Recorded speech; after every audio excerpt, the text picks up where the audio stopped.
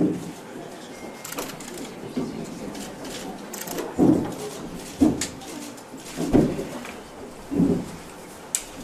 behalf of the Houston Rockets organization and Mr. Alexander, I'm excited to introduce Chris Paul to the Rockets family. This is a moment that our whole organization has been working towards to get ourselves back to a championship, and we really think this historic pairing of Chris Paul and James Harden and the great players we have around them is one that really gives us an unbelievable chance at getting back to getting our third championship. I say historic pairing because no one's ever put together two players this smart, this complementary, and especially these two of the best passers in NBA history on one team. And I'm humbled to be able to introduce him, and I know we're all excited to hear from him, so I'll turn it over to him. Oh man, thank you very much, Daryl. I just want to say how excited I am to be here. To the fans in Houston, I'm excited. And then also I want to say a big thank you to Los Angeles, the city of Los Angeles, the Clippers organization. They've been unbelievable to me and my family for the past 6 years. To the Brotherhood Crusade and LA's Best and the kids that are back in Los Angeles. Like I always say, I changed locations and teams, whatnot, but I didn't leave you guys. And to be here now, at this point in my career, it's all about winning. I'm excited about the team, the organization. Mr. Alexander's been unbelievable, Tad and these guys, and then obviously knowing Coach here from our USA team days, Daryl, and obviously James and the guys. I'm excited to be here. Questions?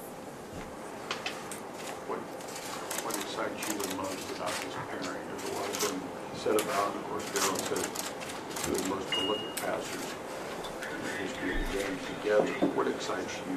What excites me? I think the possibilities. You know what I mean? I'm a basketball junkie. I watch a lot of basketball, and I watch James a lot. And I think in the past, when did it happen? How long has it been? Since How many weeks? Yeah, when? So like 3 weeks or something? 2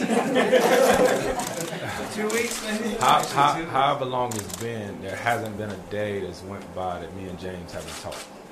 You know what I mean? So having that communication and just talking about the excitement, like I said, and the possibilities, and all the other guys on the team, and I think we expect a lot out of each other, but we also understand it's going to be a work in progress, and we're going to take it one day at a time. Chris, what made James the player that you want to pair with? And like I said, I watch a lot of basketball, and it's not just James. It's also a lot of other guys on the team. You got to think about Eric Gordon, 6th Man of the Year. You got one of my closest friends, and Trevor Ariza, Clint Capella, who I think is an amazing talent. And what they've been able to do here and the way that they play, I think I could incorporate myself and definitely help out just a little bit. What are your expectations for what you think this team can be with your addition? My expectations, I don't know, I expect a lot out of not only myself, but our guys. When we start practice and different things like that, Coach will let us know what our goals and different things are, but it's also up to us to give our input and push each other. Not settle for less, but like I said, take it one day at a time. Chris, what were the conversations with James like that kind of opened the door to making this happen, and why were those maybe so instrumental in getting you here? Me and James' conversation, I don't know, it was a basketball in the room and we was fighting over it. You know what I mean?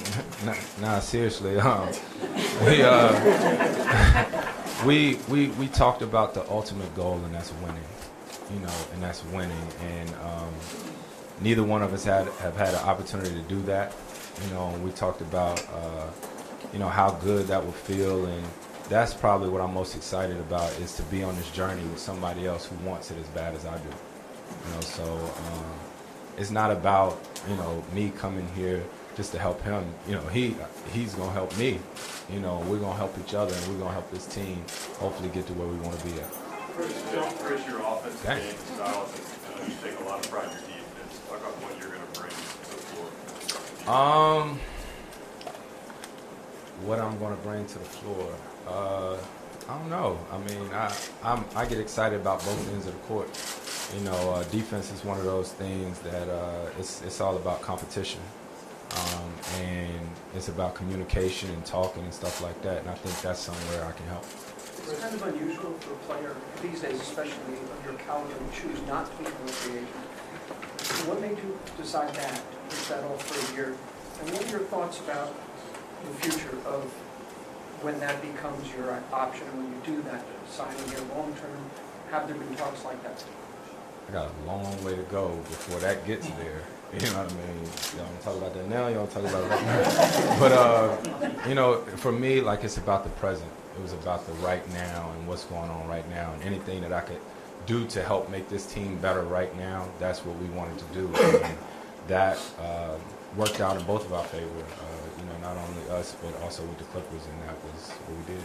Chris, the first part of my long question there, why do it the way you did, as agreeing to do it in a sign and trade rather than be a free agent and then sign here? Yeah, like I said, it actually helped out both teams. You know what I mean? That way I could go here. What did you like about his style, and what do you like about his system? Nothing.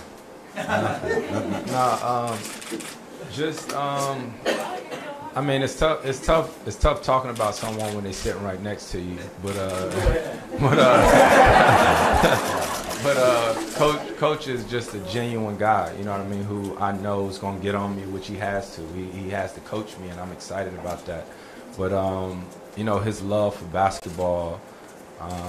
I tell you the truth. You find me somebody to say something bad about Coach, and I'll tell you somebody who I'm probably not going to fool with. You know what I mean? And that says a lot about him and about, you know, how he appreciates the game and about how much he loves the game.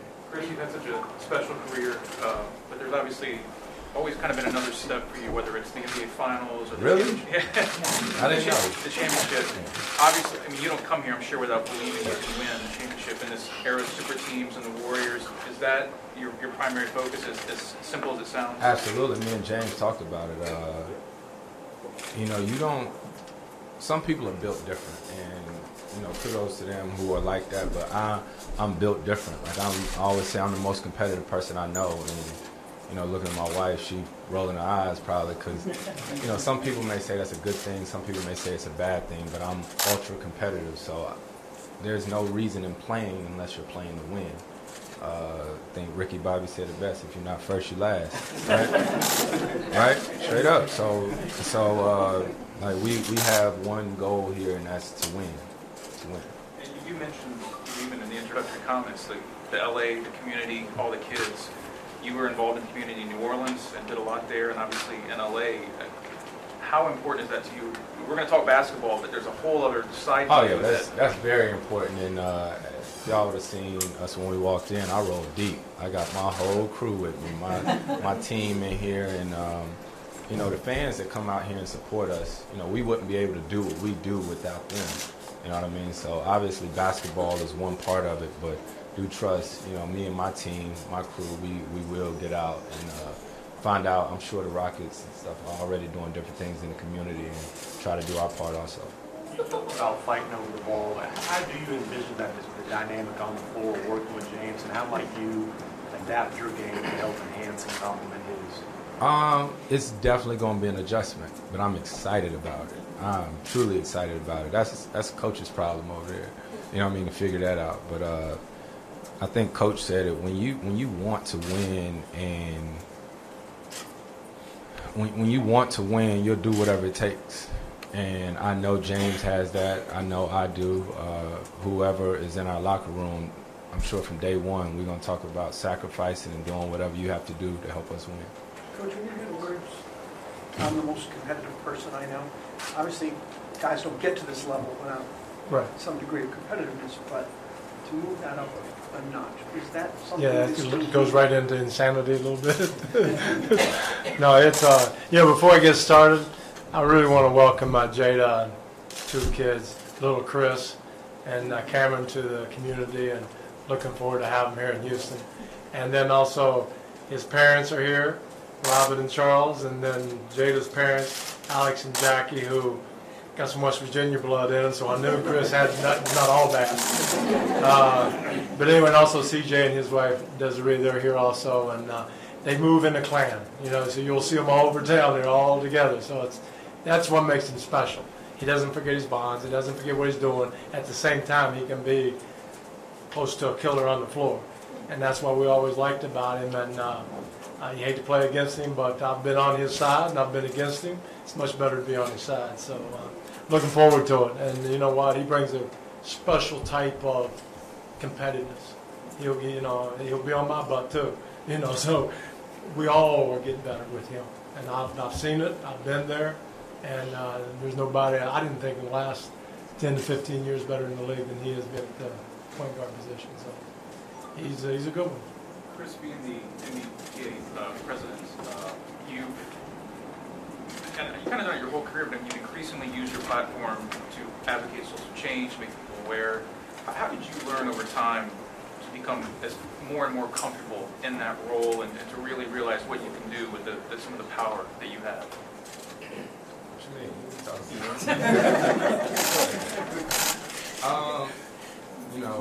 I don't take this role lightly. Some people say, you're not a role model, this and that, and I'm not perfect by any means, but I also understand the responsibility it is or whatever. I know how my kids look at people that they see on television, whether it's the Disney Channel or whether it's other guys that's in our league. When my son sees James, he goes nuts. You know what I mean? Like Odell Beckham, you think about him, my son got a mohawk, it's colored and stuff like that. So when you have kids, you start to understand how they look at others, and I understand that I'm in a role as such. And so, you try to be mindful of different things that you do or what you say and stuff like that, but also remember that everyone's human just like everybody else. Chris, you have one of the best mid-range games in the NBA, known for that. The Rockets, as an organization, last several years have sort of avoided the mid-range game, threes and shots around the basket. What do you see changing moving forward? I'll never shoot another mid-range shot a day in my life.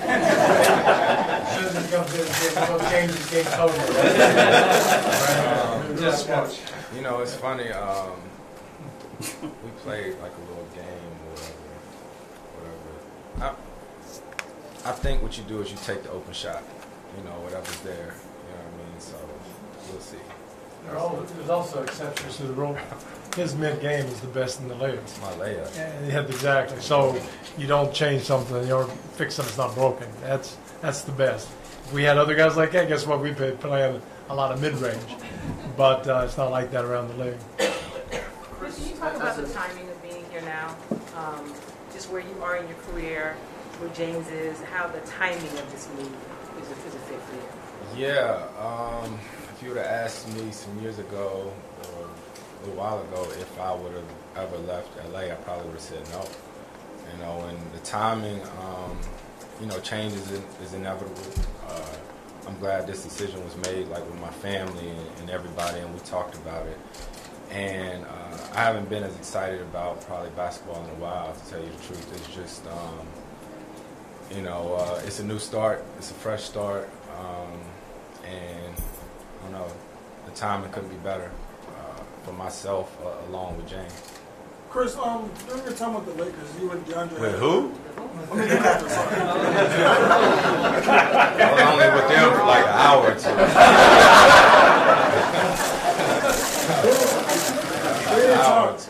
During your time with the Clippers, you and DeAndre had a very good pick-and-roll combination. How do you see some of those same qualities in Clint Capella and how you can bring that to the table?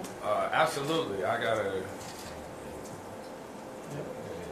I had an opportunity to play with Clint and Trevor and James when we were in Vegas last week or whatnot, and I think that's what got me so excited because Clint is just, I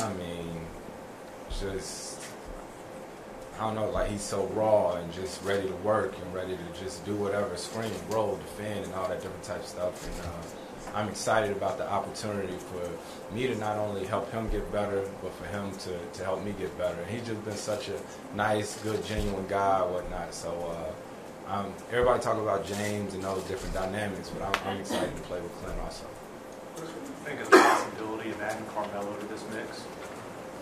About the possibility? One step at a time, boss. I don't know about all that. I'm just trying to get through this press conference. I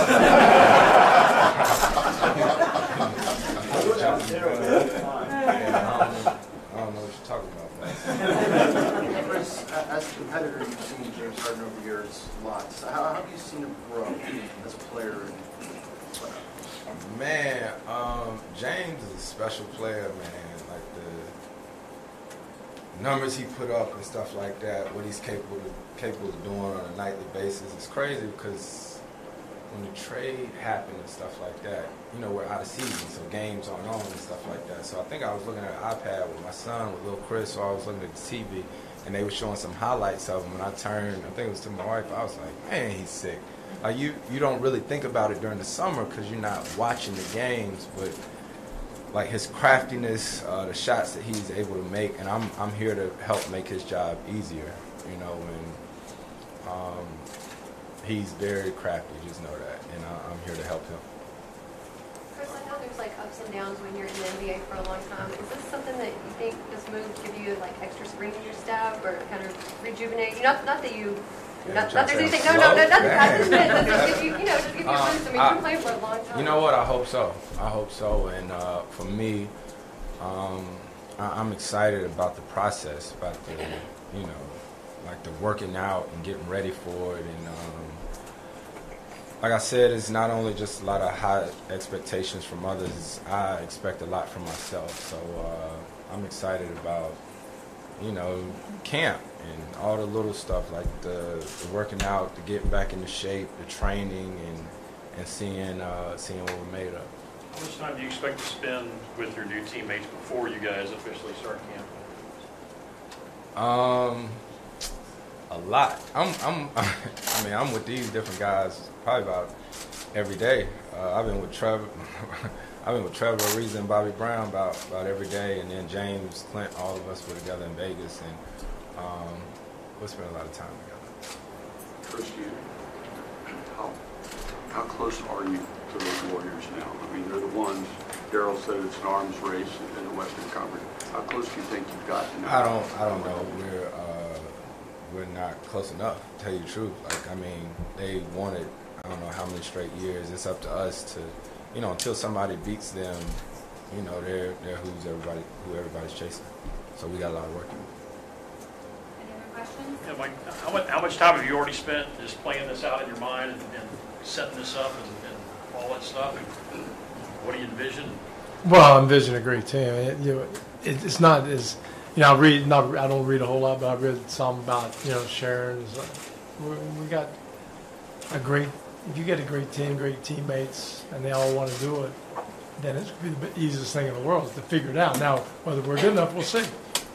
But, teaming people together, it's the attitude that people bring that changes it. We got two of the best playmakers in the league last year, if not the best. And now they'll play off each other. They can both shoot. They can do everything. So that's easy. And we'll run what we run, and then we'll tweak things as we know each other's games and how the synergies between the players, and we'll figure things out. But it doesn't keep me up at night. If I stay up at night, it's because I'm excited, not because I have to worry about anything. Chris, you're obviously a guy that knows the landscape of the NBA well. Going into this process, how comfortable were you with Daryl and Les Alexander, and how much did the organization's reputation as a whole play into this? Man, that's a great question. I didn't know them that well. I knew sort of them and whatnot. But when I say he could have wrote the CBA, he absolutely could have. And it's funny, I think one of the first things I told you was I want to learn some of it. Some of what he knows. I think you did write some of it. Maybe. I helped with some of it. But, I think this organization and its credibility precedes itself, and obviously I played against the Rockets a number of times and saw the energy from the fans and everything like that. And then one thing you can tell a lot about a team too is when you talk to the players. And so when I had an opportunity to talk to James and then Trevor Ariza and Bobby Brown, Trevor, me and him played together for 1 year in New Orleans, same thing with Bobby. And them guys are close to me like family. And the way Trevor raves and talks about the organization and then to hear it from James, that meant a lot. Chris, you talk a lot about the desire to win at the stage of your career. Does your basketball mentality factor into any of this? How much does it push you as you get to a later stage in your career to make sure? Basketball mortality. I don't know if that means anything to me. Like, it's all about, like, me, my teammates, and my family. You know? Like, that's, like, I'm not trying to win for anybody else. You know, I'm trying to win for my teammates, for myself, and my family. Like, my crew who sacrifices day in and day out and know what it takes or what we go through or whatnot, and to get that feeling. You know what I mean? So, basketball mortality, not so much, but everything else. Chris, now that you're in Houston, do you plan on getting a grill made? A grill? A grill. You're in H-Town. My wife just raised her hand. My wife just raised her hand. Absolutely. No, not a smoker, coach.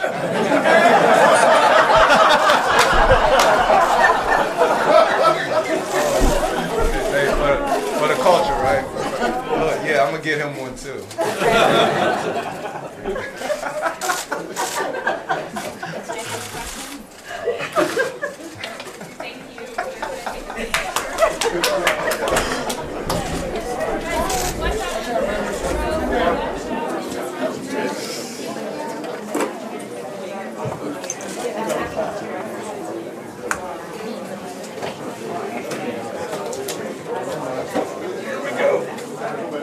Hey, down in front, please. Down in front, please. Hey, Chris, Daryl, Coach, right here. A little bit higher, Chris. Hey, bro, you got my man in the black.